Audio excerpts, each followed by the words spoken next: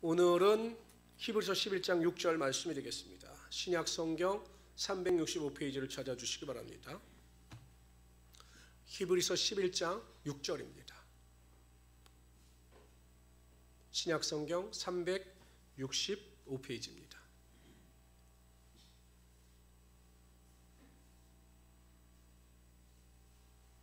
신약 성경 365페이지 히브리서 11장 6절 말씀. 우리 다 찾으셨으면 한 목소리로 읽겠습니다. 한 목소리로 읽습니다. 시작. 믿음이 없이는 하나님을 기쁘시게 하지 못하나니 하나님께 나아가는 자는 반드시 그가 계신 것과 또한 그가 자기를 찾는 자들에게 상 주시는 이심을 믿어야 할지니라. 아멘. 아멘. 우리가 반드시 믿어야 할 것들, 이와 같은 제목으로 하나님의 말씀을 증거하도록 하겠습니다. 마가복음 2장 1절 이하에 보면 중풍병에 걸린 사람을 네 사람의 친구가 메고 예수님 앞에 나오는 이야기가 나옵니다. 그들이 믿음을 가지고 예수님 앞에 병 고침을 위하여 나왔습니다. 중풍병을 고침받기 위하여 나왔습니다. 그러나 사람들이 너무나 많은 관계로 그 가버나움에 있는 예수님께로 나아갈 수가 없었습니다. 그러나 이 친구들은 포기하지 않고 그 집의 지붕으로 올라가 지붕을 뚫고 그 중풍병자를 예수님 앞에 달아 내려옵니다. 성경에 보면 예수님께서 그들의 믿음을 보셨다 이렇게 말씀하십니다. 그들은 열정과 열심이 있는 자들이었습니다.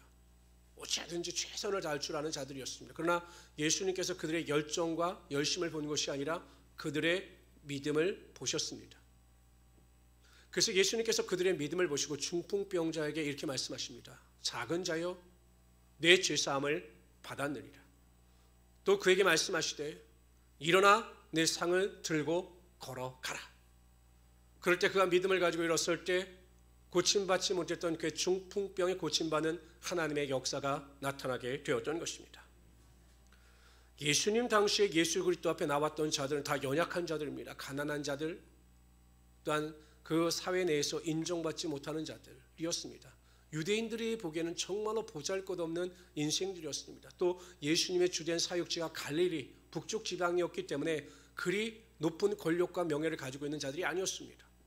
그러나 그들이 세상에 정말 보잘것없는 연약한 자들이 믿음을 가지고 예수 그리스도 앞에 나갈 때 그들이 병에 고침받고 예수님의 표적과 기사와 능력을 맛보는, 오병의 능력도 맛보는 하나님의 기적을 맛볼 수가 있었던 것입니다. 이 시대도 마찬가지입니다. 우리의 학벌도 중요하지 않습니다.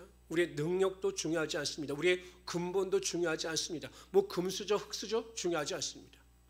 하나님께 인정받을 수 있는 믿음만 있다면, 하나님께서 축복해 주시는 믿음만 있다면 우리가 이 세상에서 능히 이기며 능치 못할 일이 없게 되는 것입니다.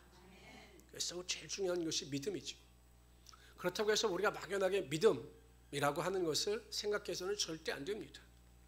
우리가 온전한 믿음이 되기 위해서는 두 가지가 필요합니다. 첫째는 믿음의 대상이 누구냐라는 것입니다. 누구를 믿느냐라는 것입니다. 종교다운 주의자들, 모든 종교에 구원이 있다라고 생각하는 사람들은 어떤 신을 믿어도 상관없다는 겁니다. 산의 정상이 한 곳이지만 오르는 길은, 루트는 다양하듯이 어떤 신을 믿든지 간에 그냥 선행을 행하면 다 구원을 얻을 수 있다 이렇게 주장합니다. 틀린 주장입니다. 무엇을 믿느냐가 정말로 중요합니다. 유대교도 하나님을 믿습니다. 구약의 하나님을 믿습니다. 그러나 메시아를 믿지 않습니다. 우리가 믿는 믿음의 대상은 누구냐? 성부 하나님, 성자 예수님, 성령 하나님입니다. 우리가 그냥 하나님을 믿습니다 라고 할 때 우리는 삼위일체 하나님을 믿어야 하는 것입니다. 믿음의 대상이 분명해야 합니다. 두 번째는 믿음의 내용입니다. 우리가 삼위일체 하나님을 믿는다라고 고백하지만 그 고백에 뒤따르는 합당한 열매가 없을 때 우리의 삶의 그 믿음은 인정받지 못합니다. 마태복음 7장 21절에 보면 예수님께서 이렇게 말씀하셨습니다. 나더러 주여 주여 하는 자마다 다 천국에 들어갈 것이 아니요 다만 아버지 하늘에 계신 내 아버지 뜻대로 행하는 자라야 들어가리라. 하나님의 뜻대로 행하는 자, 구원에 합당한 열매를 맺는 자들이 하나님 나라에 들어가게 될 것이다. 이렇게 말씀하고 있습니다. 이것은 행위 구원을 의미하는 것이 아닙니다. 믿음으로 구원받은 성도들은 반드시 하나님의 뜻을 쫓아 살아가게 되어 있고 그 믿음을 하나님께서 인정하신다는 것입니다. 하나님의 뜻은 하나님의 말씀, 성경에 다 기록되어져 있습니다. 오직 성경대로 살아가는 자들에게 그 믿음을 인정하시며 그 믿음대로 되는 축복이 반드시 임하게 되는 것입니다. 저는 요즘 시대를 보면서 참 우리가 더 믿음을 다져야 되겠다는 생각을 합니다. 여러분 보세요. 파키스탄에서 큰 홍수가 일어나서 수많은 사람들이 죽임을 당했습니다. 어떤 사람들은 표현하기를 노아 홍수와 같았다라고 표현을 합니다. 유럽은 지금 여러분 가뭄으로 인해서 큰 고통을 당합니다. 중국도 지금 양쯔강이 다 마를 정도로 기근으로 인해서 큰 고통을 당합니다. 마태복음에 보면 마지막 징조의 때가 무엇입니까? 민족이 민족을 대적하고, 지금 우크라이나와 러시아의 전쟁이 그렇지 않습니까? 또한 기근과 또한 여러 가지 홍수가 나타나게 될 것이다라고 말씀하셨습니다. 우리가 정신을 똑바로 차려야 합니다. 그래서 저는 하나님께서 인정하시는 믿음, 성경대로의 믿음 가운데 이 시대에 꼭 필요한 믿음 두 가지에 대해서, 우리가 반드시 믿어야 할 두 가지에 대해서 말씀해 드리도록 하겠습니다. 첫 번째로 우리가 반드시 믿어야 할 것들은 천국과 지옥에 관한 것입니다. 천국과 지옥. 우리나라가 항상 1등하는 것이 OECD 국가 중에서 1등이 자살률입니다. 자살률. 왜 그들이 자살할까요? 절대 절망에 빠졌을 때 죽으면 끝이다 라고 생각하여 그들이 자신의 모든 절망과 모든 낙심을 죽음으로 끝마치는 것입니다. 공자의 제자, 수제자 중에 자로라고 하는 사람이 공자에게 나와서 물었습니다. 공자님, 우리가 죽은 뒤에는 어떤 일이 일어납니까? 라고 물었습니다. 그저 공자가 자로에게 이렇게 이야기합니다. 자로야, 지금 내가 살아가고 있는 이 시대의 일도 내가 제대로 알지 못하는데 죽음 이후의 일에 대해서 어떻게 알겠느냐? 나는 죽음 이후에 어떤 일이 일어날지 아무것도 모른다라고 이야기를 했습니다. 그래서 어떤 학자들은 유교는 종교가 아니다 이렇게 주장을 하기도 합니다. 불교와 힌두교는 어떻습니까? 윤회입니다. 윤회. 이 땅에서 착한 일을 하면 좋은 곳으로 태어난다는 거죠. 착한 일을 하면 좋은 집에 태어난다는 것입니다. 나쁜 일을 하면 나쁜 집에 태어나거나 짐승으로 태어난다는 것입니다. 힌두교에서는 여러분 소로 태어나는 것을 큰 축복으로 생각을 합니다. 이 윤회를 끊을 수 있는 유일한 방법은 내가 해탈하여 부처가 되는 것입니다. 부처가 되는 순간 이런 윤회가 끊어진다라고 생각을 합니다. 천국과 지옥은 그들의 교리 속에서 존재하지 않습니다. 이슬람교는 천국과 지옥을 믿습니다. 그러나 우리가 믿는 성경이 말씀하시는 지옥과는 다릅니다. 이 세상에서 악을 행하면 지옥에 떨어집니다. 그러나 지옥에서 다시 돌이켜 정화하고 착한 일을 행하게 되면 천국으로 올라간다는 것입니다. 천주교의 연옥설과 유사합니다. 모든 종교나 모든 사람들이나 죽음에 대하여, 천국에 대하여, 지옥에 대하여 정확한 해답이 없습니다. 왜 그렇습니까? 그들은 유한한 인간이기 때문입니다. 그러나 하나님은 성경 말씀을 통해서 죽음에 대해서, 천국에 대해서 분명하게 말씀하고 있습니다. 히브리서 9장 27절에 보면 한 번 죽는 것은 사람에게 정해진 것이요 그 후에는 심판이 있으리니. 심판이 있습니다. 우리가 죽으면 죽음으로 끝이 아니라 그 뒤에 심판이 있습니다. 영혼에 대한 심판이 있습니다.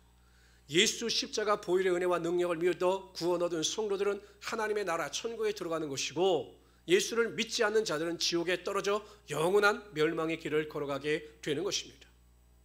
예수님께서도 두려워 떨고 있는 제자들에게 요한복음에서 이렇게 말씀하셨습니다. 요한복음 14장 1절 3절에 보면 너희는 마음에 근심하지 말라. 하나님을 믿으니 또 나를 믿으라. 내 아버지의 집에 거할 것이 많도다. 그렇지 않으면 너에게 일렀으리라. 내가 너희를 위하여 거처를 예비하러 가노니 가서 너희를 위하여 거처를 예비하면 내가 다시 와서 너희를 내게로 영접하여 나 있는 곳에 너희도 있게 하리라.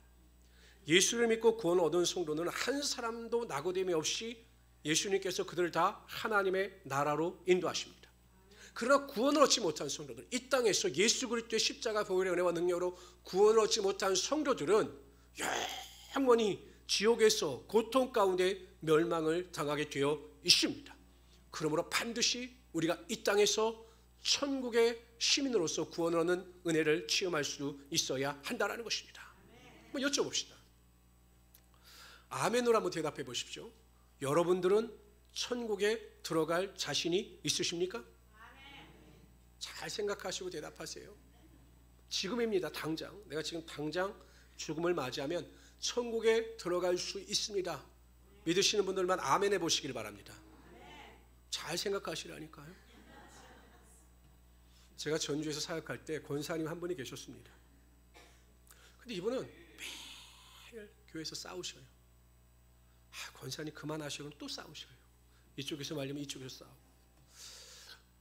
아무리 봐도 제가 보면 성경적인 삶도 아니고 구원받은 성도의 삶도 아니에요.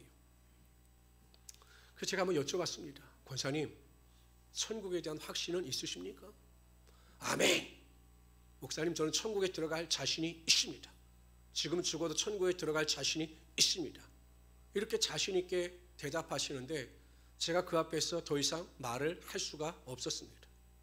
근데 성경에 보면 그런 사람들이 마지막 때에 무수히 많다라는 것입니다. 마태복음 7장에 보면 예수님께서 이렇게 말씀하셔요. 그날에 많은 사람이, 심판날입니다. 그날에 많은 사람이 나더러 이르되 주여 주여 우리가 주의 이름으로 선지자 노릇하며 주의 이름으로 귀신을 쫓아내며 주의 이름으로 많은 권능을 행하지 아니하였나이까 하리니 그때 내가 그들에게 밝히 말하되 내가 너희를 도무지 알지 못하니 불법을 행하는 자들아 내게서 떠나가라 하리라.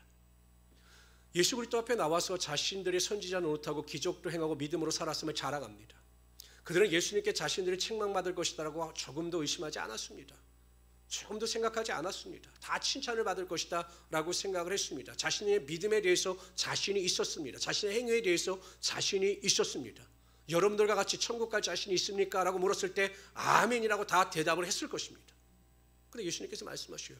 불법을 행하는 자들아 다 내게서 떠나가라. 여기에 우리가 두렵고 떨리는 마음을 가지고 우리의 구원을 뒤돌아보아야 한다는 것입니다. 내가 성전에 앉아있기 때문에, 내가 예배를 드리기 때문에, 내가 교회 다니기 때문에 구원을 받아 천국 백성이 되고 천국에 들어간다라고 하는 착각을 경계해야 한다는 것입니다. 제가 누누이 말씀드리잖아요. 예수님께서 불의한 재판장과 끈질긴 과부의 기도에 대한 비유를 들어서 말씀하셔요. 약한 자라도 그 과부의 소원을 들어주셨듯이 예수님께서 너희들이 간절히 기도할 때 그 기도를 들어주지 않으시겠느냐라고 말씀하셔요. 근데 결론은 무엇입니까? 예수님께서 이렇게 말씀하셔요. 내가 올 때 이만한 믿음을 보겠느냐라는 것입니다. 예수님께서 부정적이셨어요. 이러한 믿음을 가지고 기도하는 자들을 내가 많이 보지 못할 것이다. 믿음 있는 자를 많이 만나지 못할 것이다. 이렇게 말씀하셨습니다. 여러분, 이 시대가 그러한 시대가 아닐까요? 저는 참으로 안타깝습니다. 코로나 사태로 인하여 6만 개의 교회들 중에서 1만 개의 교회가 문을 닫았습니다. 왜 문을 닫았을까요? 이해가 되십니까? 예수 그리스도 앞에서 구원을 받아 천국의 소망을 가지고 있는 성도들이 다 교회에서 예배를 참석했다면 코로나가 있든 뭐가 있든 생명을 걸고 교회를 지켰을 텐데 대부분의 성도들이 온전한 믿음이 없었기 때문에 조그만 고난과 환난 앞에서 믿음을 버리고 대마와 같이 세상을 사랑하여 다 떠나가 버리고 만 것입니다.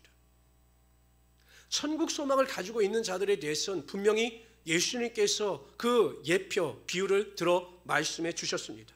천국을 소망하며 천국에 대한 믿음을 가지고 살아가는 자들에게 믿음의 특징이 있다는 것입니다. 다 같이 읽어봅시다. 시작. 천국은 마치 밭에 감추인 보화와 같으니 사람이 이를 발견한 후 숨겨두고 기뻐하며 돌아가서 자기의 소유를 다 팔아 그 밭을 사느니라. 천국은 어떤 곳이냐? 또 45절 읽읍시다. 시작. 또 천국은 마치 좋은 진주를 구하는 장사와 같으니 극히 값진 진주 하나를 발견함에 가서 자기의 소유를 다 팔아 그 진주를 사느니라. 척박한 땅인 줄 알고 별 가치 없는 땅인 줄 알고 샀어요. 근데 땅을 파보니까 그 안에 진주가 있는 것입니다. 보물이 있는 것입니다. 근데 그 사람들은 그걸 몰라요. 이 보물을 발견하고 진주를 발견한 사람은 돌아가서 자신의 전 재산을 다 팔아서 그 땅을 샀습니다. 이 땅이 어디입니까? 천국이에요. 그러니까 천국의 확신, 천국의 기쁨, 천국의 소망을 가지고 있는 사람들은 자신의 것을 다 팔아서 천국에 다 드린다는 것이죠. 천국의 가치를 그만큼 인정하고 천국의 소망을 가지고 살아가게 된다는 것입니다. 사도 바울이 예수님을 만났습니다. 구원의 확신과 기쁨을 얻었습니다. 천국에 대한 소망을 가졌습니다. 그 순간 세상의 모든 것을 다 배설물과 같이 여기는 믿음을 가지고 자신의 생명마저도 조금 더 귀한 것으로 여기지 아니하며 살아가게 되었던 것입니다. 여러분들 어떻습니까? 정말 천국을 위해서, 믿음을 위해서 여러분들의 모든 것을 희생할 수 있는 각오가 되어 있으십니까? 그렇게 살아가고 계십니까? 예수님을 예비하기 위해서 나의 삶을 포기하고 내 시간을 하나님께 드리고 천국의 소망을 가지고 살아가기 위해서 하나님 나라의 상급을 쌓기 위해서 나의 모든 욕심을 내어놓은 채 하나님의 영광을 위하여 살아가고 있느냐라는 것입니다. 예수님께서 분명히 이렇게 말씀하셨습니다. 너희를 위하여 보물을 땅에 쌓아두지 말라. 거기는 좀과 동록이 해하며 도둑이 구멍을 뚫고 도둑질하느니라. 오직 너희를 위하여 보물을 하늘에 쌓아두라. 거기는 좀이나 동록이 해오지 못하며 도둑이 구멍을 뚫지도 못하고 도둑질도 못하느니라. 성도 여러분, 요한계시록에 보면 백보자 심판이 나옵니다. 천년 왕국이 다 끝나고 나서 모든 죽은 자들이 다 일어나서 믿지 않는 자들이나 믿는 자들이나 그 백보자 심판 앞에서 하나님의 심판을 받습니다. 생명책에 기록되지 못한 자들은 다 지옥 불못에 떨어집니다. 생명책에 기록된 저와 여러분은 하나님의 나라에 들어가게 될 것입니다. 근데 거기서 끝나는 것이 아니에요. 영혼을 구원받은 자들에게는 행위 심판이 있습니다. 그 생명책에 기록된 것 외에 행위 심판을 받아요. 이 땅에서 하나님을 위하여, 예수 그리스도를 위하여 우리가 얼마나 열심과 최선을 다하며 살았는가, 하나님 나라에 어떠한 상급을 쌓으며 살았는가에 대하여 우리가 심판을 받고 헌신과 수고의 삶을 살았던 자에게는 큰 상급이 임할 것이고, 그렇지 못한 자들에게는 상급이 크게 임하지 못할 것입니다. 어떨까요? 우리가 하나님 나라에 들어갔는데 하나님께서 하나님을 위하여 헌신과 수고하며 천국에 쌓은 자들에게 칭찬과 영광과 존귀를 임하게 할 때, 그렇지 못한 삶을 살았던 내 자신을 바라보면 얼마나 부끄럽겠습니까? 성도 여러분, 이 땅에 소망을 두지 마십시오. 이 땅에 대해서 욕심을 부리지 마십시오. 세상 사람들과 똑같이 살지 마십시오. 오직 하나님 나라 표대를 향하여 믿음을 가지고 이 땅이 아니라 하나님 나라의 상급을 쌓으며 살아갈 수 있는 하나님의 귀한 성도들이 되시기를 주님의 이름으로 축원합니다. 이 세상 사람들도 여러분 지혜롭지 않습니까? 뭐 지금이야 부동산 투기에 대한 열풍이 식었지만 열심히 공부하고 정보를 얻어서 좋은 지역에, 뭐 집이 오를 만한 지역에 엄청난 재물을 가지고 그 집에 투자를 하지 않습니까? 그래서 부를 얻기도 하고 명예를 얻기도 합니다. 이게 세상의 지혜예요.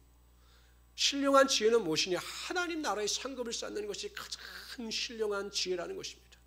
내 욕심을 쫓아 이 세상에서 즐거움과 만족을 쫓아 살아봤자 길어야 80, 뭐 요즘 100이겠죠. 그러나 하나님 나라의 상급을 쌓는 자에게는 영원한 기쁨이 반드시 있다는 것을 기억하시고 믿음 안에서 승리하며 살아갈 수 있는 하나님의 귀한 성도를 되시기를 주님으로 축원합니다. 뿐만 아니라 내 주변의 가족들을 잘 돌보십시오. 잘 살펴보십시오. 여러분, 교회 다닌다라고 해서 그 믿음이 구원 얻는 믿음이 아니에요. 그냥 교회 다닌다고 해서 저 사람은 교회 다니니까 구원을 얻었구나. 아닙니다, 여러분. 정말 꺼진 불도 다시 본다라고 하는 심정을 가지고 자꾸 질문을 던지고 그 믿음을 진단해서, 그렇지 않으면 믿음을 가지고 주님적으로 이끌 수 있어야 한다는 것입니다. 교회 다니기 때문에 목사님 우리 교회 다녀요. 목사님 제가 아는 사람 잘 돼.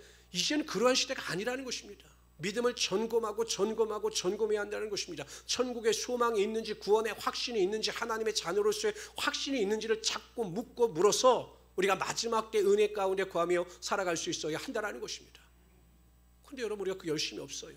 내 자신에 대한 열심도 없고 가족에 대한 열심도 없어요. 나중에 우리가 죽음을 당한 뒤에 천국에 들어가지 못하고 내 가족이 천국에 들어가지 못하면 얼마나 후회하겠습니까? 그러므로 내 자신을 돌아볼 뿐 아니라 내 가족, 내 형제, 내 이웃에 대하여 돌아보심으로 천국에 들어갈 수 있도록, 그 영혼들이 지옥에 떨어지지 않도록 최선을 다하며 살아갈 수 있는 우리 성도들이 되시기를 주님의 이름으로 축원합니다.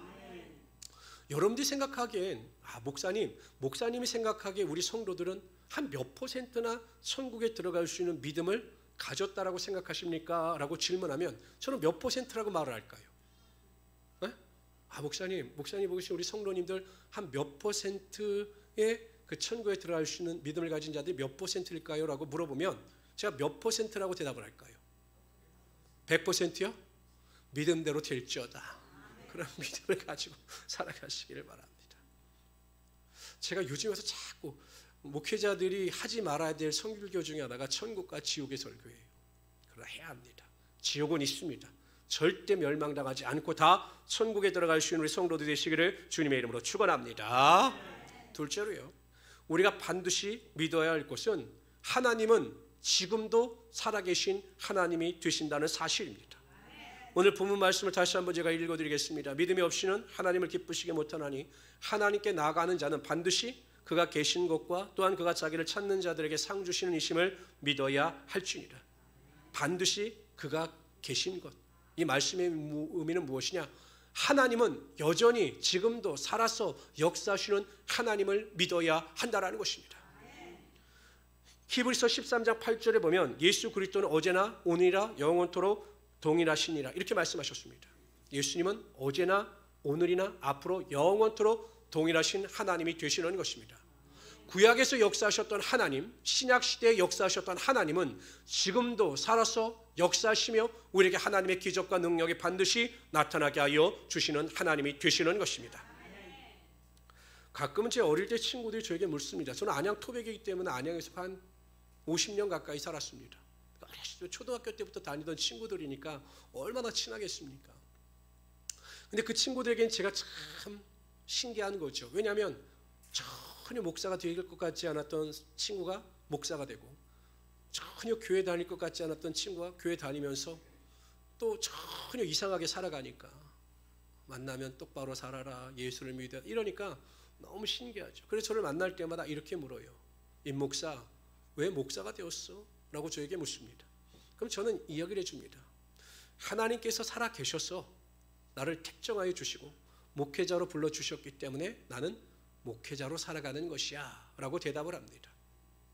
제가 새벽 예배 때마다 믿음을 가지고 소망 가운데 기도하는 이유는 하나님은 오늘날도 살아 계셔서 믿음의 기도 가운데 응답하여 주시고 기도할 때마다 기적을 베풀어 주심을 믿기 때문입니다. 제가 여러분들에게 어떠한 환경 가운데 있다 할지라도 포기하지 말고 하나님 앞에 나와 겸손함으로 무릎 꿇고 기도하며 하나님께 구하라고 강조하는 이유는 하나님은 지금도 살아 계셔서 사랑하는 자들의 기도를 외면하지 아니하시고 그 기도를 들으시고 반드시 응답해 주시기 때문입니다. 제가 여러분들에게 예배를 강조하고 말씀을 강조하는 이유는 하나님께서 여전히 예배를 삼아여 예배에 생명을 걸고 살아가는 자들, 하나님의 말씀에 목숨을 걸고 순종하는 자들에게 여전히 하나님의 약속의 능력이 나타나게 하여 주심을 믿기 때문에 제가 여러분들에게 강조하는 것입니다.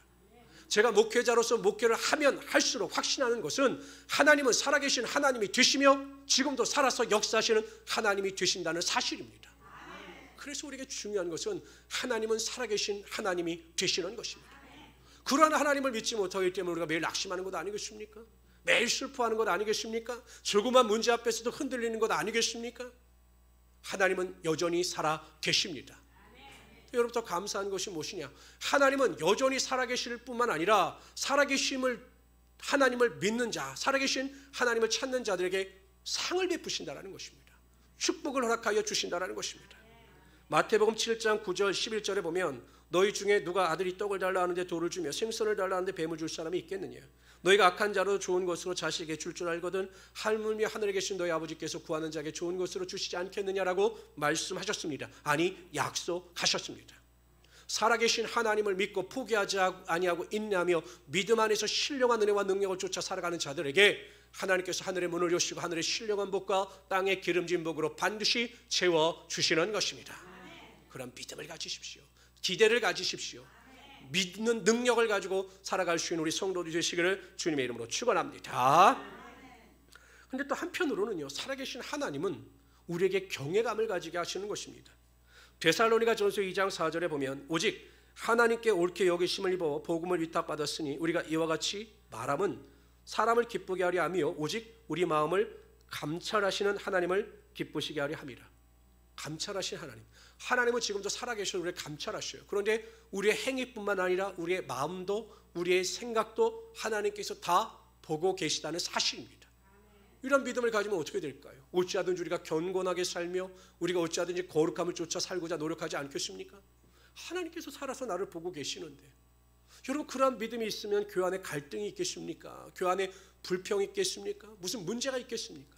이제 살아계신 하나님, 나를 감찰하신 하나님에 대한 믿음이 없기 때문에 우리가 여전히 세상을 살며 죄악 가운데 하나님의 영광을 가리며 살아갈 수밖에 없다라는 것입니다. 하나님 코람데오라고 신앙이 필요합니다. 하나님의 면전의식, 하나님께서 나를 보는 것처럼 보시는 것처럼 살아가야 한다는 것입니다. 모세에 대해서 평가하기를 하나님을 대면하여 알았던 자다 이렇게 기록합니다. 영어 성경에 보면 face to face 이렇게 설명을 합니다. 얼굴과 얼굴을 맞대며 아는 사이였다라는 거죠. 그렇게 하나님과 친밀한 관계를 가졌던 모세는 항상 거룩함을 가지고 하나님의 영광을 드러내며 살아갈 때 하나님께서 모세를 통해서 하나님의 위대한 일을 행하며 나가셨던 것입니다. 성도 여러분, 항상 성도의 삶에서 가장 강력한 힘은 거룩함입니다. 세상과 구별되는 거룩함입니다.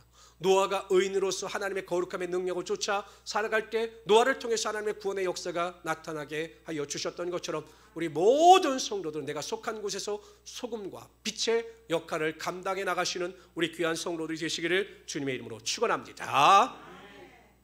우리가 확실히 믿어서 의심하지 말아야 될 것 두 가지에 대해서 말씀을 드렸습니다.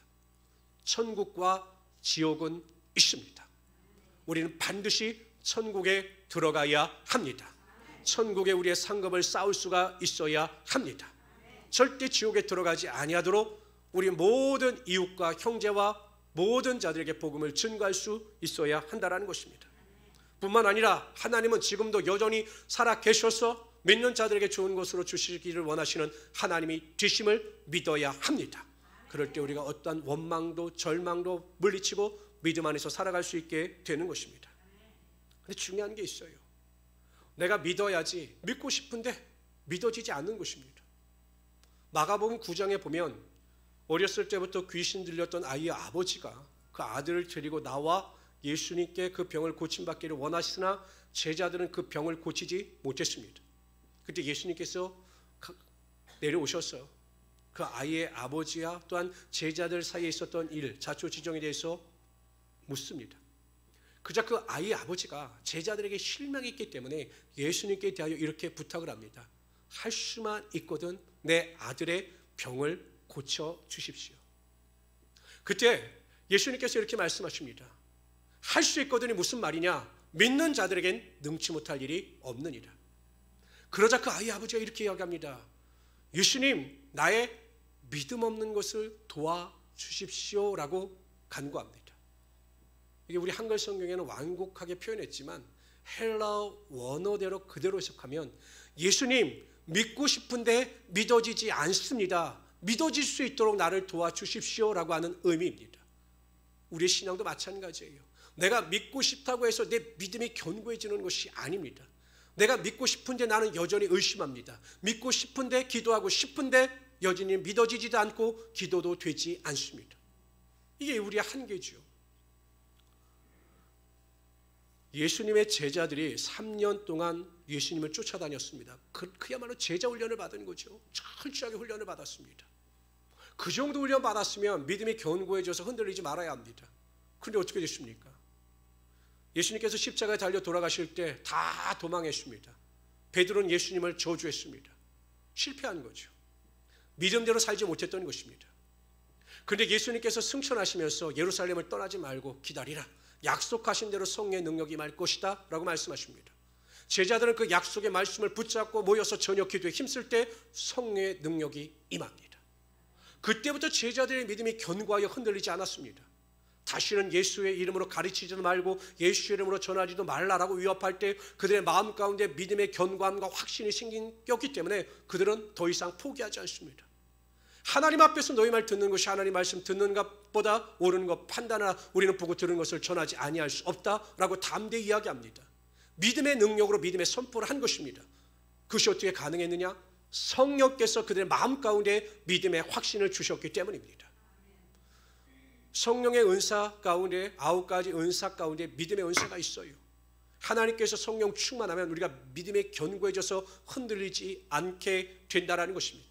그래서 우리에게 성령의 충만함의 능력이 필요한 것입니다. 성령의 충만함을 받게 되면 세상이 달라 보이고 세상 가운데 살아가는 우리의 믿음의 태도가 바뀌게 되어 있습니다. 성령께서 우리를 지배하시면 육신의 정욕과 안목의 정욕과 이생의 자랑을 쫓아 살지 않습니다. 믿음이 견고해져서 오직 하나님만을 바라보며 믿음의 주여 온전케 하신 예수 그리스도를 바라보며 살아가게 되는 것입니다. 여전히 세상을 살아가십니까? 여전히 믿어지지 않으십니까? 성령의 충만함을 간구하시길 바랍니다. 그럴 때 하나님께서 성령의 능력을 통해서 여러분의 삶에 놀라운 은혜와 능력으로 함께하여 주실 것입니다. 그래서 이 혼탁한 시대에 견고하게 흔들리지 말고 믿음에서 낙오되지 말고 하나님께서 원하시는 믿음의 길, 천국의 길을 걸어가시는 우리 성도들이 되시기를 주님의 이름으로 축원합니다. 기도하겠습니다. 조시 하나님,